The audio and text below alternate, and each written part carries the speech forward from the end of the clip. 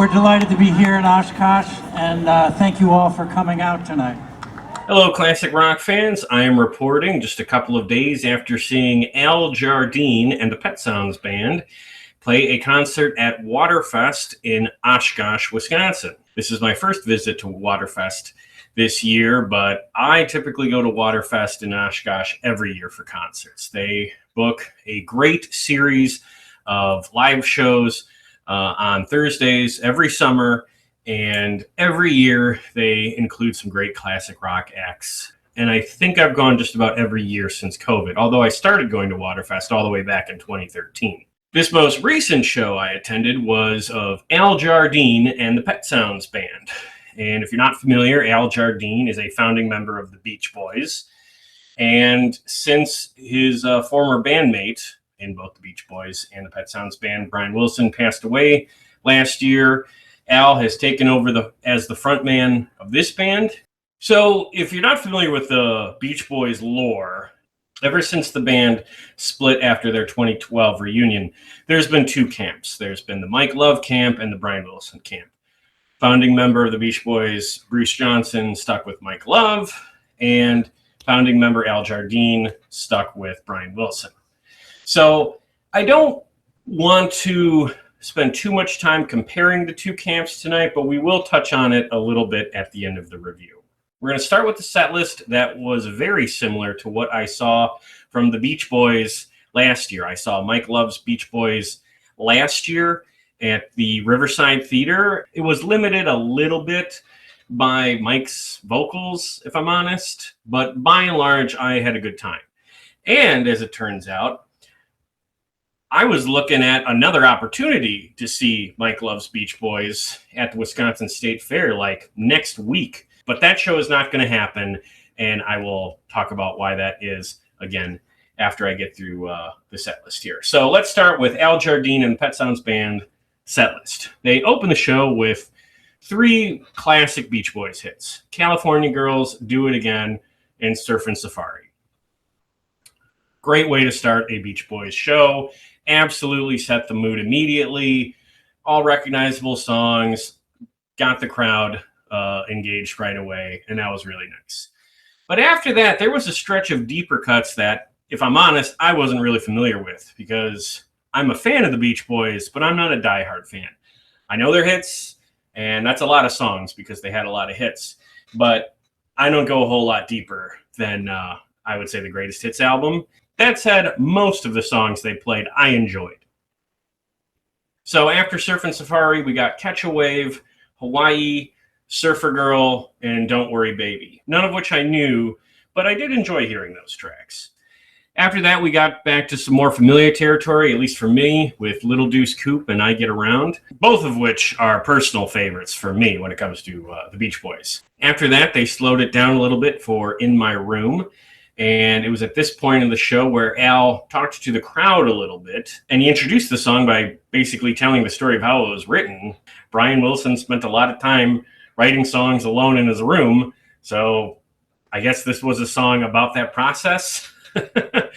Al did not really elaborate on that story. He just kind of told it in a very cut and dry version of the story, which was, I suppose, all right, but it did leave me wanting to hear more from that story, and I just felt like there was a missed opportunity. After that, they did Dance, Dance, Dance, which was awesome because their opening band for that night was a local Oshkosh band called Copperbox. I want to raise a spotted cow to your very own band, Copperbox. They're from right here in Oshkosh. And Copperbox, as a matter of coincidence, played a cover of Steve Miller Band's song, Dance, Dance, Dance. So in the same night, I got to see both songs with the title Dance, Dance, Dance from two separate bands. So that's just a funny little coincidence, but something that a music nerd like me would, of course, notice. After that, we got kind of a special song in the list. They played Then I Kissed Her, which was a Beach Boys song I was familiar with, but what I did not realize is this is not a song that the Pet Sounds Band has ever played before. Just before they played the song, Al said to the crowd that this is one we haven't played in a very long time. And I thought, like, oh, okay, they haven't played this in a couple of tours. Well, according to Setlist FM, this is the first time the Pet Sounds Band has ever played Then I Kissed Her. And Al hasn't sang it since that 2012 Beach Boys reunion tour. I gotta say, that was really cool, because that is a classic Beach Boys song. And, you know, it's not the first one that comes to mind when you bring up the Beach Boys, but it is one of the better songs of their catalog. So that was a cool treat to see. And then after that was kind of a long stretch of, again, deeper cuts in the Beach Boys catalog that I, as a casual fan, was not terribly familiar with. But the thing about the Beach Boys catalog is that if you're seeing a show from either Mike Love's Beach Boys or, you know, Al Jardine's band here, if it's a song you either A, don't recognize and aren't crazy about, or B, just straight up don't like, you don't have to worry, because it's not going to last very long, and they are going to be playing so many other songs besides that. So this is a band that's very bathroom break friendly, if you know what I mean. Like, they play so many songs, and it's so funny. I'm talking really about both lineups. Both lineups played fairly long sets with well over 20 songs, almost 30 songs for Al Jardine and the Pet Sounds Band. And when I saw the Beach Boys last year, it was like the same thing, like over 25 songs and kind of a long show. That's some bang for your buck. In this case, it was like 7 songs that I did not recognize, but I'll read them off here. They did Darlin', Sail on Sailor, a cover of Come Go With Me, which was originally by a band called the Del Vikings. I did know that song. That is an absolute golden oldie, and I like that song. What I did not realize is that the Beach Boys covered that song back in, I think, the early 80s, but that's a track that's in their catalog, and it's definitely one of those songs that makes sense to be covered by the Beach Boys. After that was another cover. It was called I Can Hear Music. That's a Ronettes song. And the Beach Boys have such deep connections to really all those girl groups from the 60s. So it's very appropriate that they would find a way to work in some Ronettes music. Or I think they did a song that the Crystals also did back in the day. I could be wrong on that. So very cool to see them, you know, pay tribute to the contemporaries of the Beach Boys. I think that is a strength of, again, both touring lineups, Mike Love's Beach Boys and Al Jardine's lineup with the Pet Sounds Band. When I saw Mike Love's Beach Boys, they did a cover of California Dreamin', and Mike Love had that connection with John Phillips from the Mamas and the Papas. He didn't talk about it, rightfully so, during that show, but it felt appropriate that they were doing a cover of a quintessential 60s song, because the Beach Boys are one of the absolute quintessential 60s bands. So I'm glad that Al and his group are doing sort of the same thing here, although these songs here are a little less known than the covers that Mike Love performed when I saw them last year. After that, Al talked to the crowd again and said that they were going to be performing a couple of songs from very early in the Beach Boys catalog, and those tracks were Heroes and Villains, Let Us Go On This Way, Roller Skating Child, a song called Johnny Carson that I was not familiar with, and another one called Honkin' Down the Highway. Now, the cool thing about this stretch is that I believe all of those are like early Beach Boys songs. So that was very much meant for their original fans, the fans who've stuck with them since the 60s. And I'm glad there was a stretch in that show for those fans, because I can tell you, at this Waterfest show in Oshkosh, there were quite a few people in that crowd that were at least old enough to be OG original fans of the Beach Boys. As a millennial classic rock fan, I am very much used to going to concerts where I am in the youngest 10% or even 5% of the crowd. At this show, and I'm not picking on them, by the way, when I say this, but at this show, I was probably in the youngest 1% of the crowd, which has happened to me at Oshkosh before. One of my first ever concert reviews on this channel was for Jim Peterick's band The Ides of March.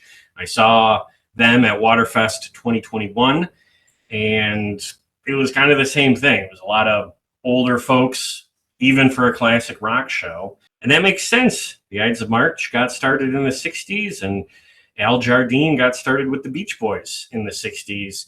So that original fan base, goes all the way back, some 60 years. So if they were even teenagers in those years, they've made it quite a long way.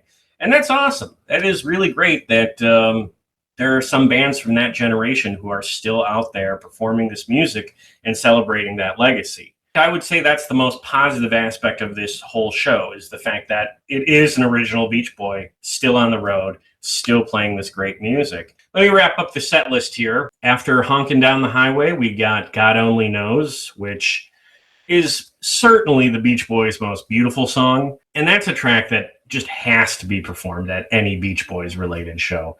Really one of their best. And after that was Sloop John B, Wouldn't It Be Nice, and Good Vibrations.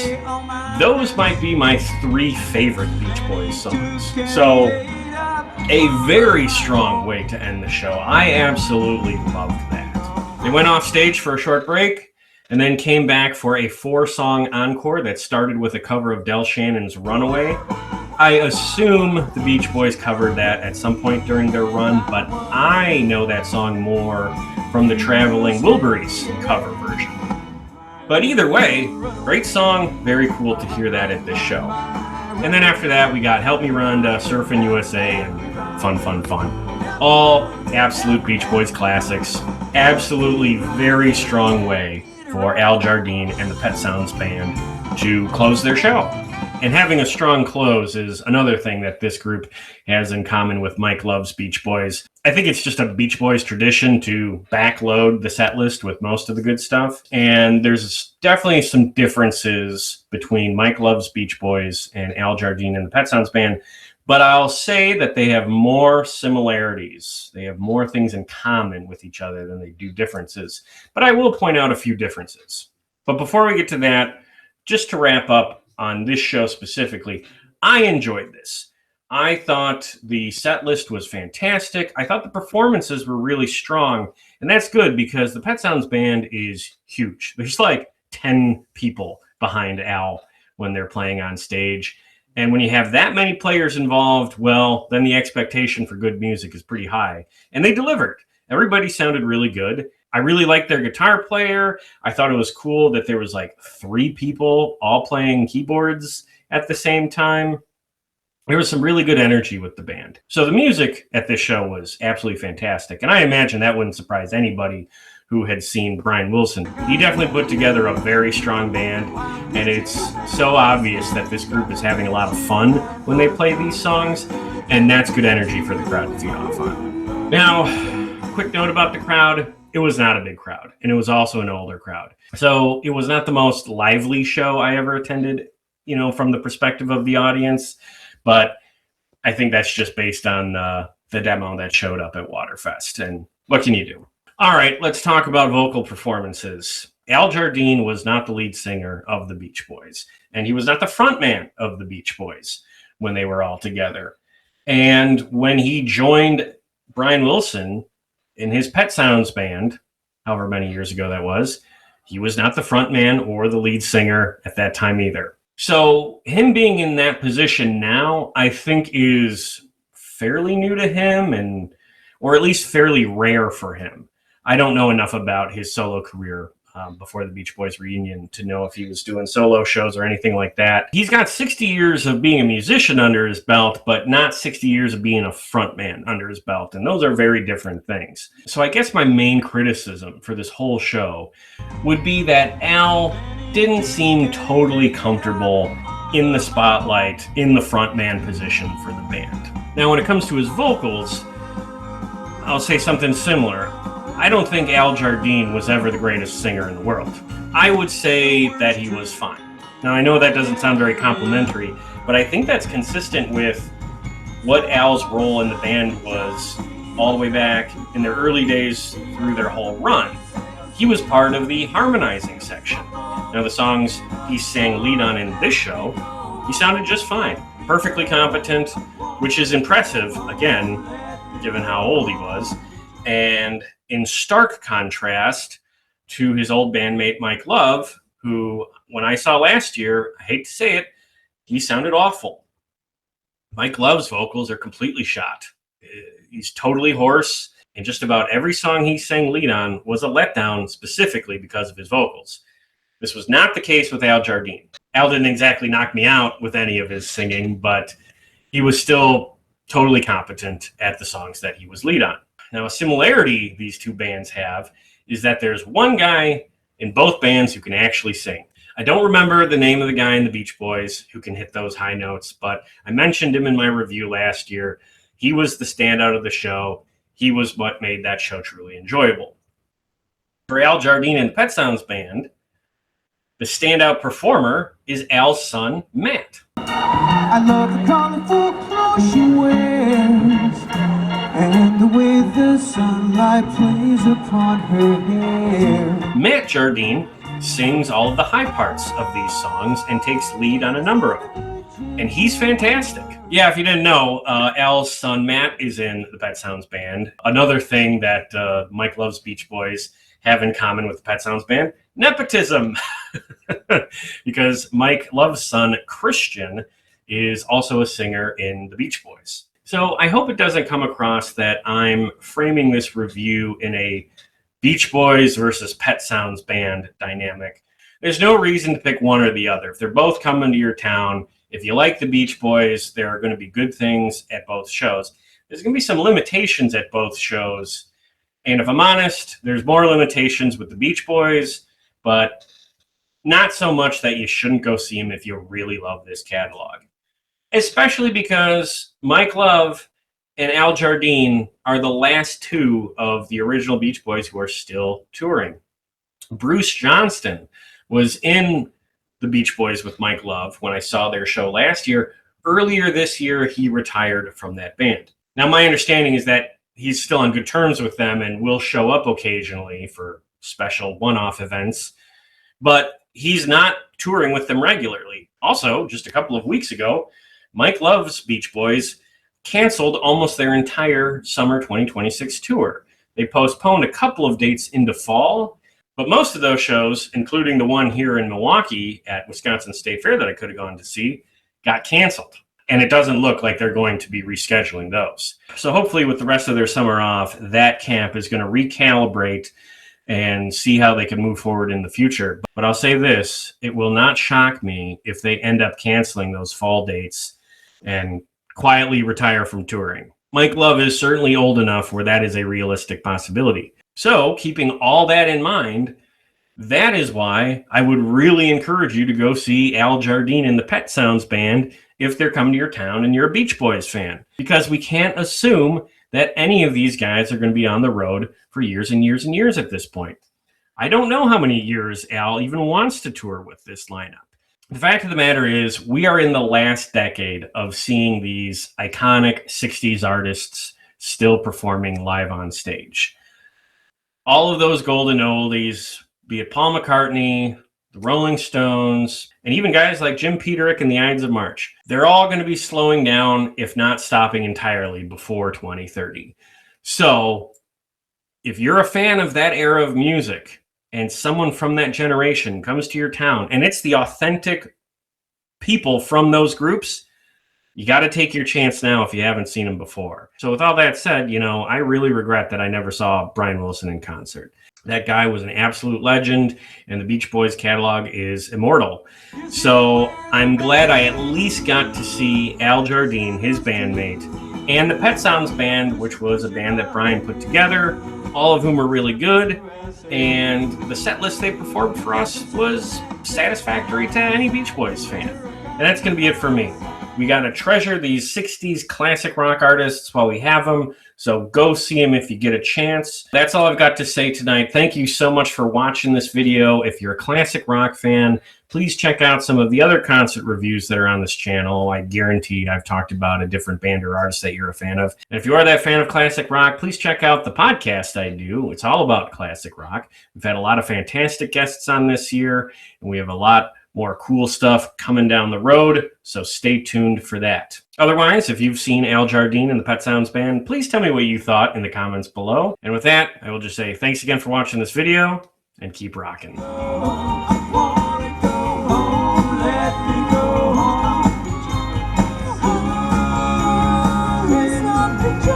This